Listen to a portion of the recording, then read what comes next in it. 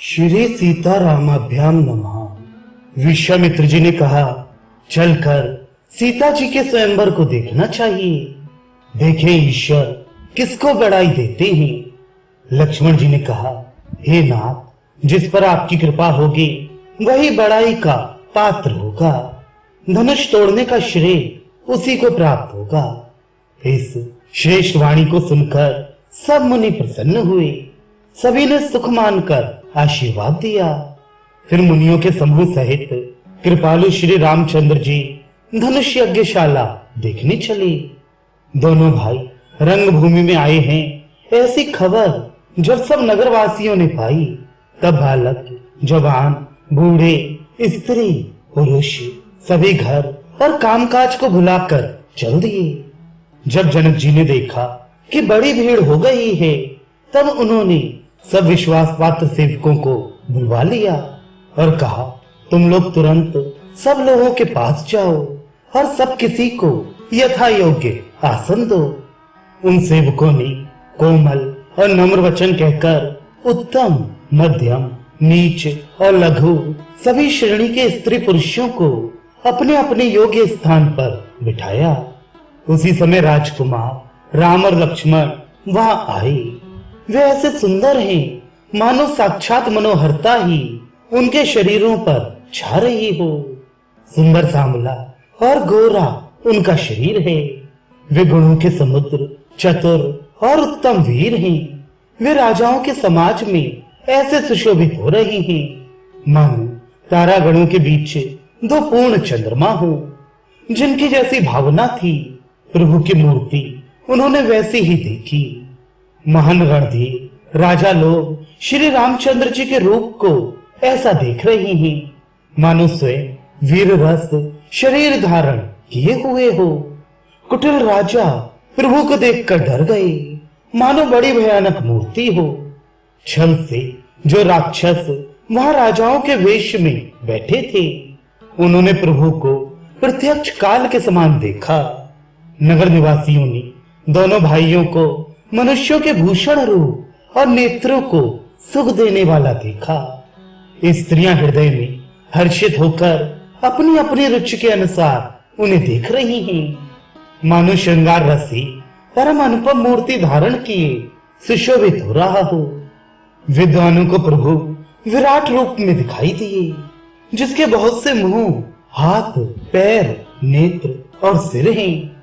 जनक जी के सजातीय कुटुंबी प्रभु को किस तरह कैसे प्रिय रूप में देख रहे हैं, जैसे सगे संबंधी प्रिय लगते हैं।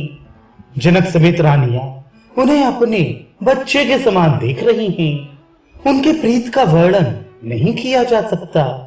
योगियों को वे शांत, शुद्ध, सम और स्वतः प्रकाश परम तत्व के रूप में दिखे। हरि भक्तों ने दोनों भाइयों को सब सुखों के देने वाले ईश देव के समान देखा।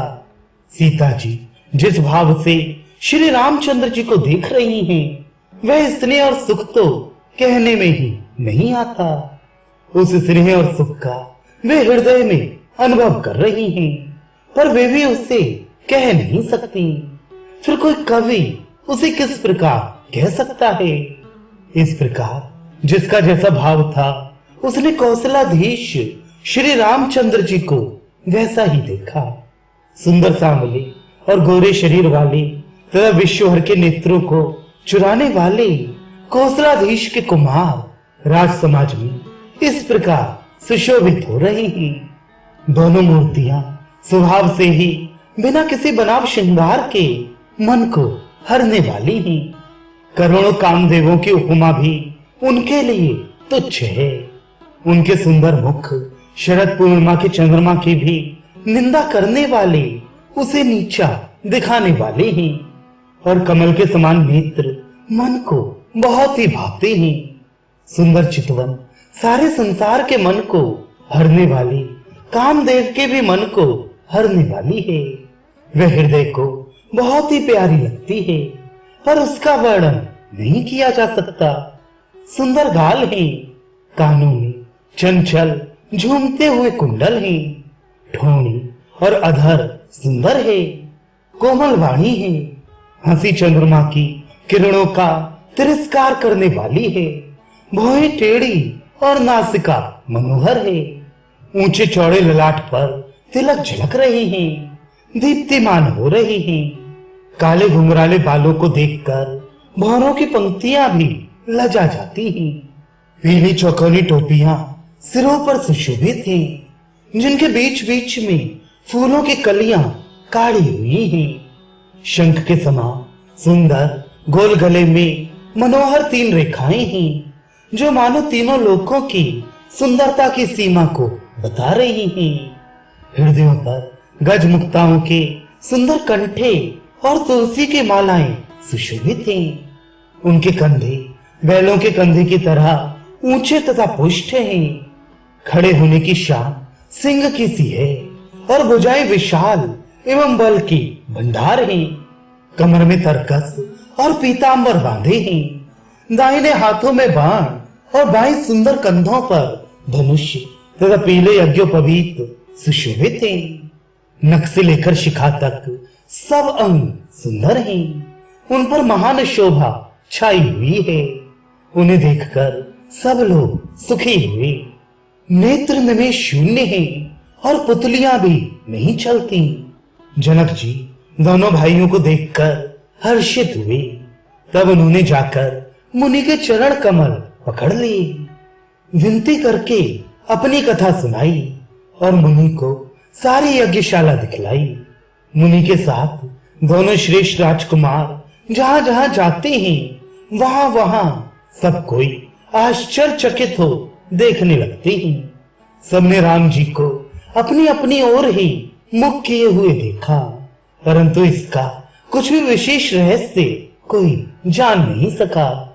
मुनि ने राजा से कहा, रंग भूमि की रचना बड़ी सुंदर है। विश्वामित्र जैसे निष्प्रह विरक्त और ज्ञानी मुनि से रचना की प्रशंसा सुनकर राजा प्रसन्न हुए और उन्हें बड़ा सुख मिला। सब मंचों से एक मंच अधिक सुंदर, उज्जवल और विशाल था। स्वयं राजा ने मुनि सहित दोनों भाइयों को उस पर बिठाया। प्रभु को देखकर सब राजा हृदय में ऐसे हार गए, निराश और उत्साहहीन हो गए, जैसे पूर्ण चंद्रमा के उदय होने पर तारे प्रकाशहीन हो जाते हैं। उनके तेज को देखकर सबके मन में ऐसा विश्वास हो गया कि रामचंद्र जी ही धनुष को तोड़ेंगे, इसमें संदेह नहीं। इधर उनके रूप को देखकर सबके मन में यह निश्चय हो गया कि शिव जी के विशाल धनुष को जो संभव है ना टूट सके। बिना तोड़े भी सीता जी श्री रामचंद्र जी के ही गले में जयमाल डालेंगी, अर्थात दोनों तरह से ही हमारी हार होगी और विजय श्री रामचंद्र जी के हाथ रहेगी। यूं सोचकर वे कहने लगी, हे भाई, ऐसा विचार कर यश, प्रताप, बल और तेज गंवाकर अपने अपने घर चलो। दूसरे राजा जो अविवेक से अंधे हो रहे थे और अभिमानी थे, यह बात सुनकर बहुत हंसे। उन्होंने कहा, धनुष तोड़ने पर भी विवाह होना कठिन है, अर्थात सहज ही में हम जानकी को हाथ से जाने नहीं देंगे। फिर बिना तोड़े तो राजकुमारी को बेहा ही कौन सकता है। काल ही क्यों ना हो, एक बार तो सीता जी के लिए उसे भी हम युद्ध में जीत लेंगे। ये घमंड की बात सुनकर दूसरे राजा जो धर्मात्मा, हरि भक्त और सयाने थे, मुस्कुराए। उन्होंने कहा, राजाओं के गर्व दूर करके जो धनुष किसी से नहीं टूट सकेगा, उसे तोड़कर श्री रामचंद्र जी सीता जी को ब्याहेंगे। रही युद्ध की बात, तो महाराज दशरथ के रण में बाकी पुत्रों को युद्ध में तो जीत ही कौन सकता है। गाल बजाकर व्यर्थ ही मत मरो। मन के लड्डुओं से भी कहीं भूख बुझती है। हमारी परम पवित्र निष्कपट सीख को सुनकर सीता जी को अपने जी में साक्षात जगत जननी समझो। उन्हें पत्नी रूप में पाने की आशा एवं लालसा छोड़ दो और श्री रघुनाथ जी को जगत का पिता परमेश्वर विचार कर नेत्र भरकर उनकी छवि देख लो। ऐसा अवसर बार बार नहीं मिलेगा। सुंदर, सुख देने वाली और समस्त गुणों की राशि ये दोनों भाई शिव जी के हृदय में बसने वाले हैं। स्वयं शिव जी भी जिन्हें सदा हृदय में छिपाए रखते हैं, वे तुम्हारे नेत्रों के सामने आ गए हैं। समीप आए हुए भगवत दर्शन रूप अमृत के समुद्र को छोड़कर तुम जगत जननी जानकी को पत्नी रूप में पाने की दुराशा रूप मिथ्या मृत जल को देखकर दौड़कर क्यों मरते हो? फिर भाई, जिसको जो अच्छा लगे वही जाकर करो। हमने तो श्री रामचंद्र जी के दर्शन करके आज जन्म लेने का फल पा लिया, जीवन और जन्म को सफल कर लिया। ऐसा कहकर अच्छे राजा प्रेम मग्न होकर श्री राम जी का अनुपम रूप देखने लगे। मनुष्यों की तो बात ही क्या, देवता लोग भी आकाश से विमानों पर चढ़े हुए दर्शन कर रहे हैं और सुंदर गान करते हुए फूल बरसा रहे हैं। तब सुअवसर जानकर जनक जी ने सीता जी को बुला भेजा। सब चतुर और सुंदर सखियां आदर पूर्वक उन्हें लिवा चली। रूप और गुणों की खान जगत जननी जानकी जी की शोभा का वर्णन नहीं हो सकता। उनके लिए मुझे काव्य की सब उपमाएं तुच्छ लगती हैं, क्योंकि वे लौकिक स्त्रियों के अंगों से अनुराग रखने वाली हैं। अर्थात वे सब उपमाएं जगत की स्त्रियों के अंगों को दी जाती हैं। काव्य की उपमाएं सब त्रिगुणात्मक माया के जगत से ली गई हैं। उन्हें भगवान की स्वरूपा शक्ति श्री जानकी जी के अप्राकृत चिन्मय अंगों के लिए प्रयुक्त करना, उनका अपमान करना और अपने को उपहासास्पद बनाना है। सीता जी के वर्णन में उन्हीं उपमाओं को देखकर कौन कुकवि कहलाई और अपयश का भागी बनी। अर्थात सीता जी के लिए उन उपमाओं का प्रयोग करना सुकवि के पद से च्युत होना और अपकीर्ति मोल लेना है। कोई भी सुकवि ऐसी नादानी एवं अनुचित कार्य नहीं करेगा। यदि किसी स्त्री के साथ सीता जी की तुलना की जाए तो जगत में ऐसी सुंदर युवती है ही कहां जिसकी उपमा उन्हें दी जाए। पृथ्वी की स्त्रियों की तो बात ही क्या, देवताओं की स्त्रियों को भी यदि देखा जाए तो हमारी अपेक्षा कहीं अधिक दिव्य और सुंदर हैं। तो उनमें सरस्वती तो बहुत बोलने वाली हैं। पार्वती अर्धांगिनी हैं, अर्थात नारी नटेश्वर के रूप में उनका आधा ही अंग स्त्री का है, शेष आधा अंग पुरुष शिव जी का है। कामदेव की स्त्री रति पति को बिना शरीर का अनंग जानकर बहुत दुखी रहती है, और जिनके विष और मध्य जैसे समुद्र से उत्पन्न होने के नाते प्रिय भाई हैं, उन लक्ष्मी के समान तो जानकी जी को कहा ही कैसे जाए। जिन लक्ष्मी जी की बात यहाँ कही गई है वे निकली थी खारे समुद्र से, जिसको मथने के लिए भगवान ने अति कर्कश पीठ वाले कच्छप का रूप धारण किया था। रस्सी बनाई गई महान विषधर वासुकी नाग की मथानी का कार्य किया। अतिशय कठोर मंदराचल पर्वत ने और उसे मथा सारे देवताओं और दैत्यों ने मिलकर। जिन लक्ष्मी को अतिशय शोभा की खान और अनुपम सुंदरी कहते हैं, उनको प्रकट करने में हेतु बने ये सब असुंदर एवं स्वाभाविक ही कठोर उपकरण। ऐसे उपकरणों से प्रकट हुई लक्ष्मी श्री जानकी जी की समता को कैसे पा सकती हैं?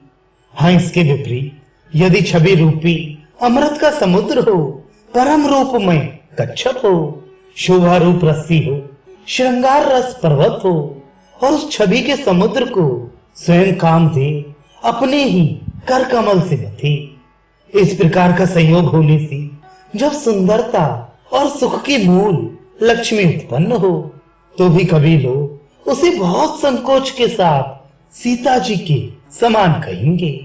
सयानी सखियां सीता जी को साथ लेकर मनोहर वाणी से गीत गाती हुई चली। सीता जी के नवल शरीर पर सुंदर साड़ी सुशोभित है। जगत जननी की महान छवि अतुलनीय है। सब आभूषण अपनी अपनी जगह पर शोभित हैं, जिन्हें सखियों ने अंग अंग में भली भांति सजाकर पहनाया है। जब सीता जी ने रंगभूमि में पैर रखा तब उनका दिव्य रूप देखकर स्त्री पुरुष सभी मोहित हो गए। देवताओं ने हर्षित होकर नगाड़े बजाए और पुष्प बरसाकर अप्सराएं गाने लगी। सीता जी के कर कमलों में जयमाला सुशोभित है। सब राजा चकित होकर अचानक उनकी ओर देखने लगे। सीता जी चकित चित्त से श्री राम जी को देखने लगी। तब सब राजा लोग मोह के वश हो गए। सीता जी ने मुनि के पास बैठे हुए दोनों भाइयों को देखा तो उनके नेत्र अपना खजाना पाकर ललचाकर वहीं श्री राम जी में स्थिर हो गए। परंतु गुरुजनों की लाज से तथा बहुत बड़े समाज को देखकर सीता जी सकचा गई। वे श्री रामचंद्र जी को हृदय में लाकर सखियों की ओर देखने लगी। श्री रामचंद्र जी का रूप और सीता जी की छवि देखकर स्त्री पुरुषों ने पलक मारना छोड़ दिया। सब एक टक उन्हीं को देखने लगे। सभी अपने मन में सोचते हैं पर कहते सकचाते हैं। मन ही मन वे विधाता से विनय करते हैं, हे विधाता, जनक की मूर्ता को शीघ्र हर लीजिए और हमारी ही ऐसी सुंदर बुद्धि उन्हें दीजिए कि जिससे बिना ही विचार किए राजा अपना प्रण छोड़कर सीता जी का विवाह राम जी से कर दें। संसार उन्हें भला कहेगा क्योंकि ये बात सब किसी को अच्छी लगती है। हट करने से अंत में भी हृदय जलेगा। सब लोग इसी लालसा में मग्न हो ये सोचते हैं कि जानकी जी के योग्य वर तो यह सांवला ही है। तब राजा जनक ने भाटों को बुलाया। वे वृद्धावली अर्थात वंश की कीर्ति गाते हुए चले आए। राजा ने कहा, जाकर मेरा प्राण सबसे कहो। भाट चले। उनके हृदय में कम आनंद ना था। भाटों ने श्रेष्ठ वचन कहा, हे पृथ्वी की पालना करने वाले सब राजागण सुनिए। हम अपनी भुजा उठाकर जनक जी का विशाल प्रण कहते हैं। राजाओं की भुजाओं का बल चंद्रमा है, शिव जी का धनुष राहु है। वे भारी है, कठोर है, ये सबको विदित है। बड़े भारी योद्धा रावण और बाणासुर भी इस धनुष को देखकर चुपके से चलते बने। उसे उठाना तो दूर रहा, छूने तक की हिम्मत ना हुई। उसी शिव जी के कठोर धनुष को आज इस राज समाज में जो भी तोड़ेगा, तीनों लोकों की विजय के साथ ही उसको जानकी जी भी बिना किसी विचार के हठपूर्वक वरण करेंगी। रण सुनकर सब राजा ललचा उठे। जो वीरता के अभिमानी थे वे मन में बहुत ही तमतमाए, कमर कसकर अकुलाकर उठे और अपने ईश देवों को सिर नवाकर चले। वे तमक कर बड़े ताव से शिव जी के धनुष की ओर देखते हैं और फिर निगाह जमाकर उसे पकड़ते हैं। करोड़ों भांति से जोड़ लगाते हैं पर वह उठता ही नहीं। जिन राजाओं के मन में कुछ विवेक है वे धनुष के पास ही नहीं जाते। वे मूर्ख राजा तमक कर किटकिटाकर धनुष को पकड़ते हैं, परंतु जब वह नहीं उठता तो लजाकर चले जाते हैं। मानो वीरों की भुजाओं का बल पाकर वह धनुष अधिक भारी होता जाता है। तब 10,000 राजा एक ही बार धनुष को उठाने लगे तो भी वह उनकी टाले नहीं टलता।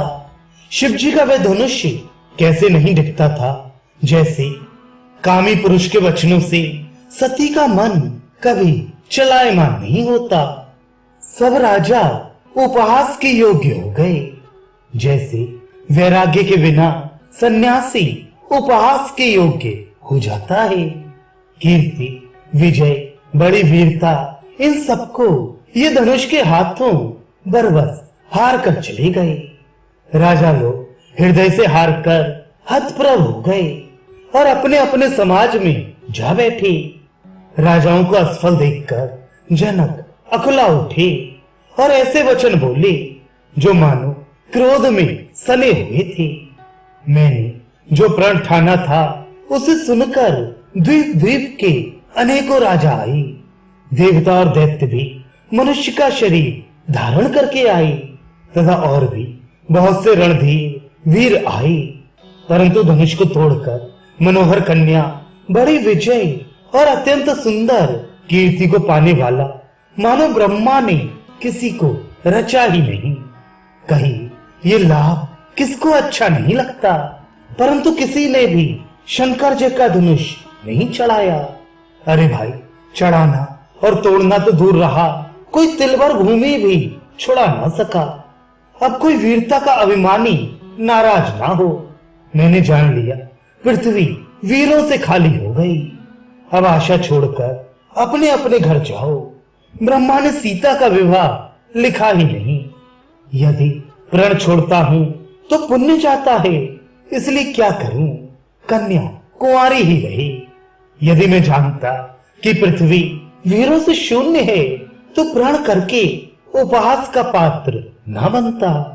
जनक के वचन सुनकर सभी स्त्री पुरुष जानकी जी की ओर देखकर दुखी हुए, परंतु लक्ष्मण जी तमतमा उठे। उनकी भौहें टेढ़ी हो गई, ओठ फड़कने लगे और नेत्र क्रोध से लाल हो गए। श्री रघुवीर जी के डर से कुछ कह तो सकते नहीं, पर जनक के वचन उन्हें बाण से लगे। जब ना रह सके तब श्री रामचंद्र जी के चरण कमलों में सिर नवाकर वे यथार्थ वचन बोले। रघुवंशियों में कोई भी जहां होता है उस समाज में ऐसे वचन कोई नहीं कहता। जैसे अनुचित वचन रघुकुल शिरोमणि श्री राम जी को उपस्थित जानते हुए भी जनक जी ने कहे हैं। हे सूर्यकुल रूपी कमल के सूर्य, सुनिए, मैं स्वभाव ही से कहता हूं, कुछ अभिमान करके नहीं। यदि आपकी आज्ञा पाऊं तो मैं ब्रह्मांड को गेंद की तरह उठा लूं और उसे कच्चे घड़े की तरह फोड़ डालूं। मैं सुमेरु पर्वत को मूली की तरह तोड़ सकता हूं। हे भगवान, आपके प्रताप की महिमा से ये बेचारा पुराना धनुष तो कौन चीज है। ऐसा जानकर हे नाथ, आज्ञा हो तो कुछ खेल करूं। उसे भी देखिए, धनुष को कमल की डंडी की तरह चढ़ाकर उसे 100 योजन तक दौड़ा लिए चला जाऊं। हे नाथ, आपके प्रताप के बल से धनुष को कुकुर मुत्ते की तरह तोड़ दूं। यदि ऐसा न करूं तो प्रभु के चरणों की शपथ है, फिर मैं धनुष और तरकस को कभी हाथ में भी ना लूंगा। ज्यों ही लक्ष्मण जी क्रोध भरे वचन बोले कि पृथ्वी डगमगा उठी और दिशाओं के हाथी कांप गए। सभी लोग और सब राजा डर गए। सीता जी के हृदय में हर्ष हुआ और जनक जी सुख छा गए। गुरु विश्वामित्र जी, श्री रघुनाथ जी और सब मुनि मन में प्रसन्न हुए और बार बार पुलकित होने लगे। श्री रामचंद्र जी ने इशारे से लक्ष्मण को मना किया और प्रेम सहित अपने पास बिठा लिया। विश्वामित्र जी शुभ समय जानकर अत्यंत प्रेम भरी वाणी बोले, हे राम, उठो, शिव जी का धनुष तोड़ो और हे तात, जनक का संताप मिटाओ। गुरु के वचन सुनकर श्री राम जी ने चरणों में सिर नवाया। उनके मन में न हर्ष हुआ न विषाद और वे अपनी एड़ से जवान सिंह को भी लजाते हुए सहज स्वभाव से ही उठ खड़े हुए। मंच रूपी उदयाचल पर रघुनाथ जी रूपी बाल सूर्य के उदय होते ही सब संत रूपी कमल खिल उठे और नेत्र रूपी भौरे हर्षित हो गए। राजाओं की आशा रूपी रात्रि नष्ट हो गई। उनके वचन रूपी तारों के समूह का चमकना बंद हो गया। वे मौन हो गए। अभिमानी राजा रूपी कुमुद संकुचित हो गए और कपटी राजा रूपी उल्लू छिप गए। मुनि और देवता रूपी चकवे शोक रहित हो गए। वे फूल बरसाकर अपनी सेवा प्रकट कर रहे हैं। प्रेम सहित गुरु के चरणों की वंदना करके श्री रामचंद्र जी ने मुनियों से आज्ञा मांगी। समस्त जगत के स्वामी श्री राम जी सुंदर मत वाले श्रेष्ठ हाथी की सी चाल से स्वाभाविक ही चले। श्री रामचंद्र जी के चलते ही नगर भर के सब स्त्री पुरुष सुखी हो गए और उनके शरीर रोमांच से भर गए। उन्होंने पिता और देवताओं की वंदना करके अपने पुण्यों का स्मरण किया। यदि हमारे पुण्यों का कुछ भी प्रभाव हो तो हे गणेश गोसाई, रामचंद्र जी शिव जी के धनुष को कमल की डंडी की भांति तोड़ डालें। श्री रामचंद्र जी को वात्सल्य प्रेम के साथ देखकर और सखियों को समीप बुलाकर सीता जी की माता स्नेह वश विलख कर विलाप करती हुई सी ये वचन बोली, हे सखी, ये जो हमारे हितू कहलाते हैं वे भी सब तमाशा देखने वाले हैं। कोई भी इनके गुरु विश्वामित्र जी को समझाकर नहीं कहता कि ये राम जी बालक हैं। इनके लिए ऐसा हठ अच्छा नहीं। जो धनुष रावण और बाणासुर जैसे जगत विजय वीरों के हिलाए ना हिल सका, उसे तोड़ने के लिए मुनि विश्वामित्र जी का राम जी को आज्ञा देना और राम जी का उसे तोड़ने के लिए चल देना रानी को हट जान पड़ा। इसलिए वे कहने लगी कि गुरु विश्वामित्र जी को कोई समझाता भी नहीं। रावण और बाणासुर ने जिस धनुष को छुआ तक नहीं और सब राजा घमंड करके हार गए, वही धनुष इस सुकुमार राजकुमार के हाथ में दे रहे हैं। हंस के बच्चे भी कहीं मंदराचल पहाड़ उठा सकते हैं। और तो कोई समझाकर कहे या नहीं, राजा तो बड़े समझदार और ज्ञानी हैं। उन्हें तो गुरु को समझाने की चेष्टा करनी चाहिए थी, परंतु मालूम होता है राजा का भी सारा सयानापन समाप्त हो गया। हे सखी, विधाता की गति कुछ जानने में नहीं आती। यूं कहकर रानी चुप हो रही। तब एक चतुर राम जी के महत्व को जानने वाली सखी कोमल वाणी से बोली, हे रानी, तेजवान को देखने में छोटा होने पर भी छोटा नहीं गिनना चाहिए। कहां घड़े से उत्पन्न होने वाले छोटे से मुनि अगस्त्य और कहां अपार समुद्र, किंतु उन्होंने उसे सोख लिया जिसका सुयश सारे संसार में छाया हुआ है। सूर्यमंडल देखने में छोटा लगता है, पर उसके उदय होते ही तीनों लोकों का अंधकार भाग जाता है। जिसके वश में ब्रह्मा, विष्णु, शिव और सभी देवता हैं, वह मंत्र अत्यंत छोटा होता है। महान मत वाले गजराज को छोटा सा अंकुश वश में कर लेता है। कामदेव ने फूलों का ही धनुष बाण लेकर समस्त लोकों को अपने वश में कर रखा है। हे देवी, ऐसा जानकर संदेह त्याग दीजिए। हे रानी, सुनिए, रामचंद्र जी धनुष को अवश्य ही तोड़ेंगे। सखी के वचन सुनकर रानी को श्री राम जी के सामर्थ्य के संबंध में विश्वास हो गया। उनकी उदासी मिट गई और श्री राम जी के प्रति उनका प्रेम अत्यंत बढ़ गया। उस समय श्री रामचंद्र जी को देखकर सीता जी भयभीत हृदय से जिस तिस देवता से विनती कर रही हैं। वे व्याकुल होकर मन ही मन मना रही हैं, हे महेश भवानी, मुझ पर प्रसन्न होइए। मैंने आपकी जो सेवा की है उसे सफल कीजिए और मुझ पर स्नेह करके धनुष के भारीपन को हर लीजिए। हे गणों के नायक, वर देने वाले देवता गणेश जी, मैंने आज ही के लिए तुम्हारी सेवा की थी। बार बार मेरी विनती सुनकर धनुष का भारीपन बहुत ही कम कर दीजिए। श्री रघुनाथ जी की ओर देख देख कर सीता जी धीरज धरकर देवताओं को मना रही हैं। उनके नेत्रों में प्रेम के आंसू भरे हैं और शरीर में रोमांच हो रहा है। अच्छी तरह नेत्र भरकर श्री राम जी की शोभा देखकर फिर पिता के प्रण का स्मरण करके सीता जी का मन क्षुब्ध हो उठा। वे मन ही मन कहने लगी, अहो, पिताजी ने बड़ा ही कठिन हठ ठाना है। वे लाभ हानि कुछ भी नहीं समझ रहे हैं। मंत्री डर रहे हैं, इसलिए कोई उन्हें सीख भी नहीं देता। पंडितों की सभा में ये बड़ा अनुचित हो रहा है। कहां तो वज्र से भी बढ़कर कठोर धनुष, और कहां ये कोमल शरीर किशोर श्याम सुंदर। हे विधाता, मैं हृदय में किस तरह धीरज धरूं? सिरस के फूल के कण से कहीं हीरा छीदा जाता है। सारी सभा की बुद्धि बावली हो गई है।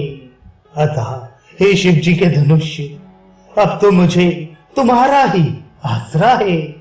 तुम अपनी जड़ता लोगों पर डालकर श्री रघुनाथ जी के सुकुमार शरीर को देखकर उतने ही हल्के हो जाओ। इस प्रकार सीता जी के मन में बड़ा ही संताप हो रहा है। निमेष का एक अंश भी 100 युगों के समान बीत रहा है। प्रभु श्री रामचंद्र जी को देखकर फिर पृथ्वी की ओर देखती हुई सीता जी के चंचल नेत्र इस प्रकार शोभित हो रहे हैं, मानो चंद्रमंडल रूपी डोल में कामदेव की 2 मछलियां खेल रही हों। सीता जी की वाणी रूपी भ्रमरी को उनके मुख रूपी कमल ने रोक रखा है। लाज रूपी रात्रि को देखकर वह प्रकट नहीं हो रही है। नेत्रों का जल नेत्रों के कोने में ही रह जाता है, जैसे बड़े भारी कंजूस का सोना कोने में ही गड़ा रह जाता है। अपनी बड़ी हुई व्याकुलता जानकर सीता जी सकचा गईं और धीरज धरकर हृदय में विश्वास ले आई कि यदि तन, मन और वचन से मेरा प्रण सच्चा है और श्री रघुनाथ जी के चरण कमलों में मेरा चित्त वास्तव में अनुरक्त है, तो सबके हृदय में निवास करने वाले भगवान मुझे रघु श्रेष्ठ श्री रामचंद्र जी की दासी अवश्य बनाएंगे। जिसका जिस पर सच्चा स्नेह होता है वह उसे मिलता ही है, इसमें कुछ भी संदेह नहीं है। प्रभु की ओर देखकर सीता जी ने शरीर के द्वारा प्रेम ठान लिया, अर्थात ये निश्चय कर लिया कि शरीर इन्हीं का होकर रहेगा या रहेगा ही नहीं। कृपा निधान श्री राम जी सब जान गए। उन्होंने सीता जी को देखकर धनुष की ओर ऐसे ताका जैसे गरुड़ जी छोटे से सांप की ओर देखते हैं। इधर जब लक्ष्मण जी ने देखा कि रघुकुल मणि श्री रामचंद्र जी ने शिव जी की धनुष की ओर ताका है, तो वे शरीर से पुलकित हो ब्रह्मांड को चरणों से दबाकर ये बोले, हे दिग्गजों, हे कच्छप, हे शेष, हे वारहा, धीरज धरकर पृथ्वी को थामे रहो, जिसमें यह हिलने ना पाए। श्री रामचंद्र जी शिव जी के धनुष को तोड़ना चाहते हैं। मेरी आज्ञा सुनकर सब सावधान हो जाओ। श्री रामचंद्र जी जब धनुष के समीप आए तब सब स्त्री पुरुषों ने देवताओं और पुण्यों को मनाया। सबका संदेह और अज्ञान, नीच राजाओं का अभिमान, परशुराम जी के गर्व की गुरुता, देवता और शेष मुनियों की कातरता, सीता जी का सोच, जनक का पश्चाताप और रानियों के दारुण दुख का दावा नल, ये सब शिव जी के धनुष रूपी बड़े जहाज को पाकर समाज बनाकर उस पर जा चढ़े। ये श्री रामचंद्र जी की भुजाओं के बल रूपी अपार समुद्र के पार जाना चाहते हैं, परंतु कोई केवट नहीं है। श्री राम जी ने सब लोगों की ओर देखा और उन्हें चित्र में लिखे हुए से देखकर फिर कृपाधाम श्री राम जी ने सीता जी की ओर देखा और उन्हें विशेष व्याकुल जाना। उन्होंने जानकी जी को बहुत ही विकल देखा। उनका एक एक क्षण कल्प के समान बीत रहा था। यदि प्यासा आदमी पानी के बिना शरीर छोड़ दे तो उसके मर जाने पर अमृत का तालाब भी क्या करेगा। सारी खेती के सूख जाने पर वर्षा किस काम की। समय बीत जाने पर फिर पछताने से क्या लाभ। जी में ऐसा समझकर श्री राम जी ने जानकी जी की ओर देखा और उनका विशेष प्रेम देखकर वे पुलकित हो गए। मन ही मन उन्होंने गुरु को प्रणाम किया और बड़ी फुर्ती से धनुष को उठा लिया। जब उसे हाथ में लिया तब वह धनुष बिजली की तरह चमका और फिर आकाश में मंडल जैसा मंडलाकार हो गया। लेते, चढ़ाते और जोर से खींचते हुए किसी ने नहीं लखा। अर्थात ये तीनों काम इतनी फुर्ती से हुए कि धनुष को कब उठाया, कब चढ़ाया और कब खींचा इसका किसी को पता नहीं लगा। सबने श्री राम जी को धनुष खींचे खड़े देखा। उसी क्षण श्री राम जी ने धनुष को बीच से तोड़ डाला। भयंकर कठोर ध्वनि से सब लोक भर गए। घोर कठोर शब्द से सब लोक भर गए। सूर्य के घोड़े मार्ग छोड़कर चलने लगे। दिग्गज चिंगाड़ने लगे। धरती डोलने लगी। शेष, वराह और कच्छप कलमला उठे। देवता, राक्षस और मुनि कानों पर हाथ रखकर सब व्याकुल होकर विचारने लगे। तुलसीदास जी कहते हैं, जब सबको निश्चय हो गया कि श्री राम जी ने धनुष को तोड़ डाला, तब सब श्री रामचंद्र जी की जय बोलने लगे। शिव जी का धनुष जहाज है और श्री रामचंद्र जी की भुजाओं का बल समुद्र है। धनुष टूटने से वह सारा समाज डूब गया जो मोहवश पहले इस जहाज पर चढ़ा था, जिसका वर्णन पहले आया है। उन्होंने धनुष के दोनों टुकड़े पृथ्वी पर डाल दिए। ये देखकर सब लोग सुखी हुए। विश्वामित्र रूपी पवित्र समुद्र में, जिसमें प्रेम रूपी सुंदर अथाह जल भरा है, राम रूपी पूर्ण चंद्र को देखकर पुलकावली रूपी भारी लहरें बढ़ने लगी। आकाश में बड़े जोर से नगाड़े बजने लगे और देवांगनाएं गान करके नाचने लगी। ब्रह्मा आदि देवता, सिद्ध और मुनीश्वर लोग प्रभु की प्रशंसा कर रहे हैं और आशीर्वाद दे रहे हैं। वे रंग बिरंगे फूल और मालाएं बरसा रहे हैं। किन्नर लोग रसीले गीत गा रहे हैं। सारे ब्रह्मांड में जय जयकार की ध्वनि छा गई, जिसमें धनुष टूटने की ध्वनि जान ही नहीं पड़ती।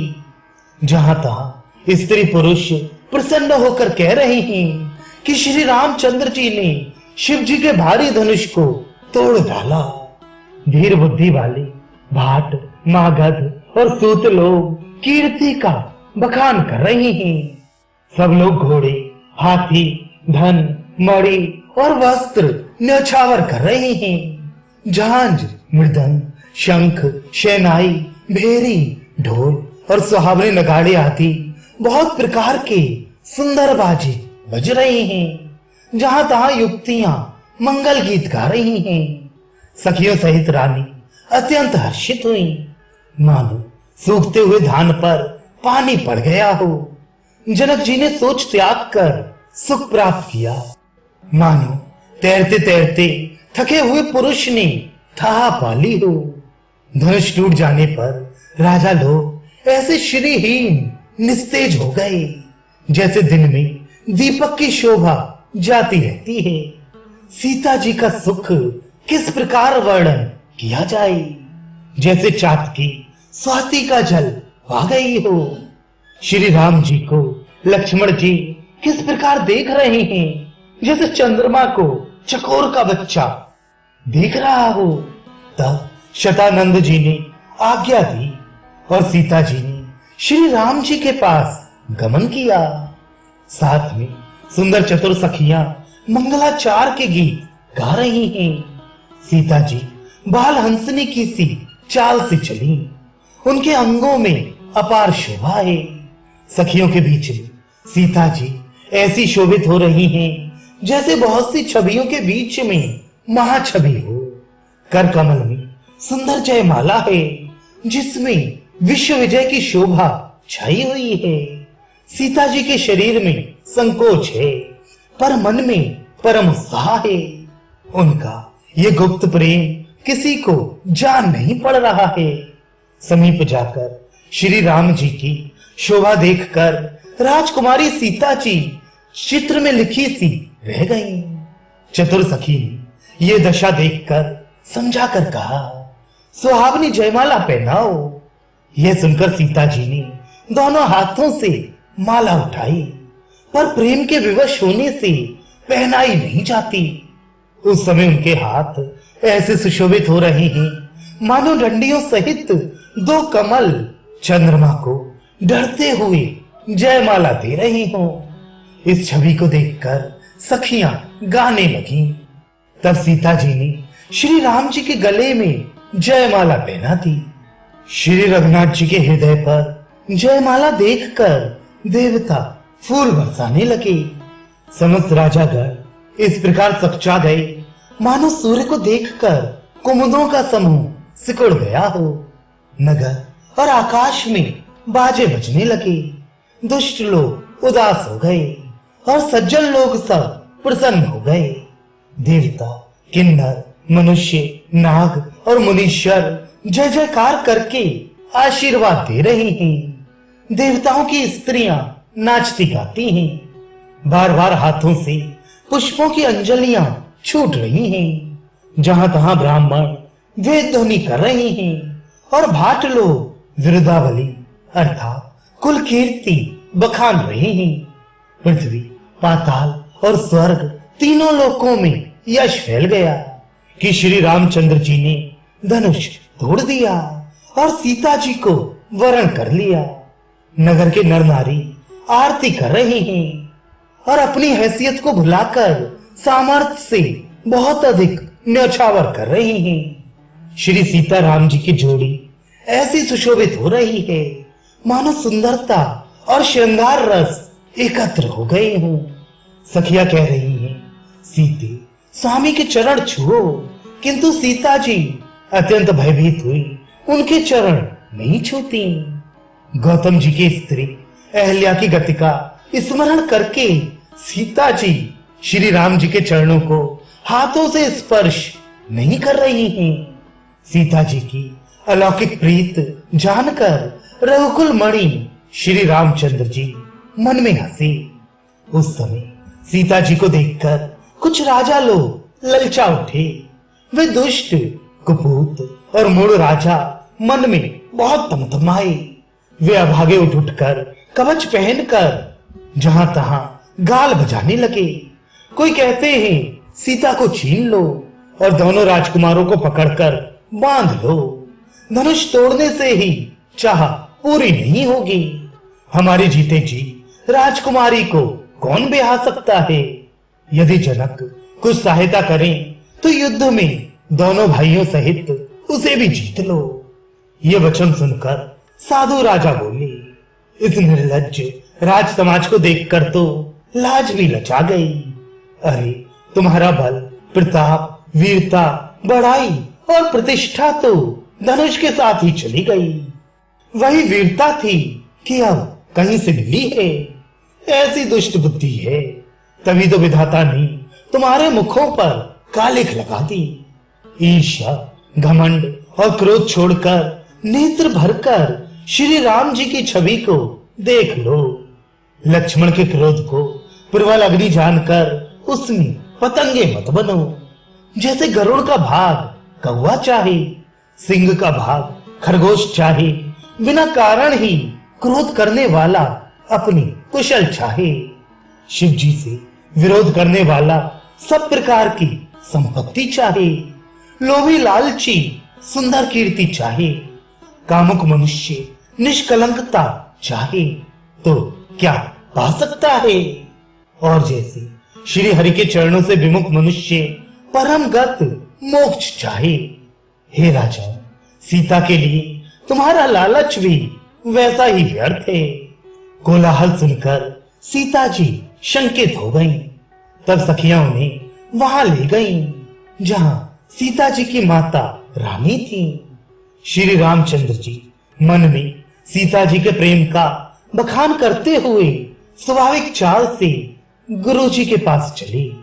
रानियों सहित सीता जी दुष्ट राजाओं के दुर्वचन सुनकर सोच के वश हैं कि न जाने विधाता अब क्या करने वाले हैं।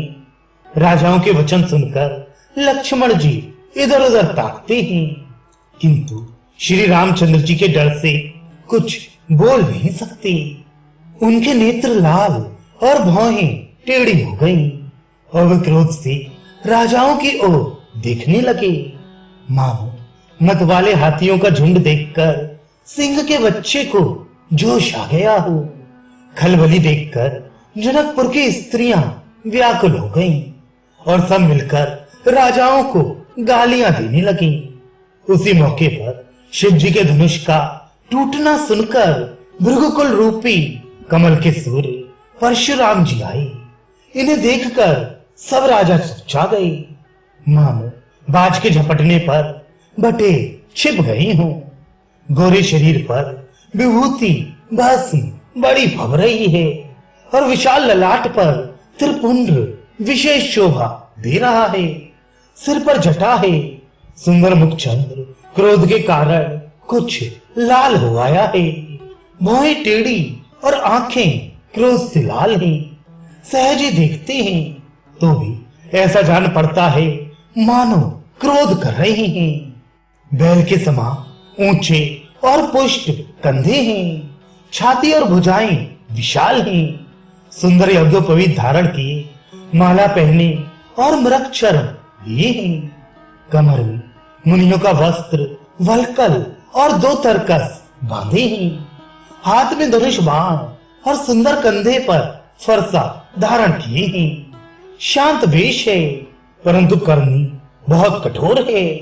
स्वरूप का वर्णन नहीं किया जा सकता, मानो वीर रसी मुनि का शरीर धारण करके जहां सब राजा लोग हैं वहां आ गया हो। परशुराम जी का भयानक वेश देखकर सब राजा भय से व्याकुल हो उठ खड़े हुए और पिता सहित अपना नाम कह कहकर सब दंडवत प्रणाम करने लगे। परशुराम जी हित समझकर भी सहज ही जिसकी ओर देख लेते हैं वह समझता है मानो मेरी आयु पूरी हो गई। फिर जनक जी ने आकर सिर नवाया और सीता जी को बुलाकर प्रणाम कराया। परशुराम जी ने सीता जी को आशीर्वाद दिया। सखियां हर्षित हुईं और वहां अब अधिक देर ठहरना ठीक ना समझकर वे सयानी सखियां उनको अपनी मंडली में ले गई। फिर विश्वामित्र जी आकर मिले और उन्होंने दोनों भाइयों को उनके चरण कमलों पर गिराया। विश्वामित्र जी ने कहा, ये राम और लक्ष्मण राजा दशरथ के पुत्र हैं। उनकी सुंदर जोड़ी देखकर परशुराम जी ने आशीर्वाद दिया। कामदेव के भी मद को छुड़ाने वाले श्री रामचंद्र जी के अपार रूप को देखकर उनके नेत्र स्तंभित हो रहे। फिर सब देखकर जानते हुए भी अनजान की तरह जनक जी से पूछते हैं कि कहो ये बड़ी भारी भीड़ कैसी है। उनके शरीर में क्रोध छा गया, जिस कारण सब राजा आए थे। राजा जनक ने वे सब समाचार कह सुनाई। जनक के वचन सुनकर परशुराम जी ने फिर कर दूसरी ओर देखा तो धनुष के टुकड़े पृथ्वी पर पड़े हुए दिखाई दिए। अत्यंत क्रोध में भरकर वे कठोर वचन बोले, रे मूर्ख जनक, बता धनुष किसने तोड़ा, उसे शीघ्र दिखा, नहीं तो अरे मूढ़, आज मैं जहां तक तेरा राज्य है वहां तक की पृथ्वी उलट दूंगा। राजा को अत्यंत डर लगा, जिसके कारण वे उत्तर नहीं देते। ये देखकर कुटिल राजा मन में बड़े प्रसन्न हुए। देवता, मुनि, नाग और नगर के स्त्री पुरुष सभी सोच करने लगे। सबके हृदय में बड़ा भय है। सीता जी की माता मन में पछता रही हैं कि हाय, विधाता ने अब बनी बनाई बात बिगाड़ दी। परशुराम जी का स्वभाव सुनकर सीता जी को आधा क्षण भी कल्प के समान बीतने लगा। तब श्री रामचंद्र जी सब लोगों को भयभीत देखकर और सीता जी को डरी हुई जानकर इस प्रकार बोली। उनके हृदय में न कुछ हर्ष था न विषाद। श्री रामचरितमानस मास पारायण नवा विषय।